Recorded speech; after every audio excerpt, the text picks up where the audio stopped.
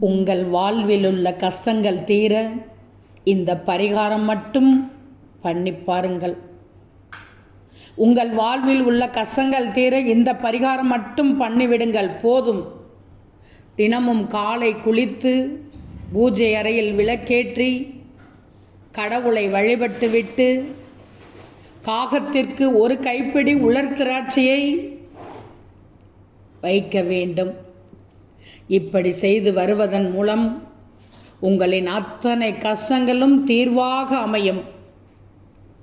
அது மட்டுமல்லாமல் இதை செய்ய முடியாதவர்கள் காலையில் புதிதாக வெள்ளைச்சோறு வடித்து நீங்கள் சாப்பிடுவதற்கு முன் அதில் எள் சிறிதளவு கலந்து காகத்திற்கு அளித்து காகம் சாப்பிட்டதற்கு பின் சாப்பிட்டு வரலாம். இதனால் நீங்கள் அனுபவித்து வரும் துன்பங்கள் பனிபோல் விலகும். காகங்களுக்கு உணவளிப்பதன் மூலம் சனி பகவானின் அருள் கிடைக்கும்.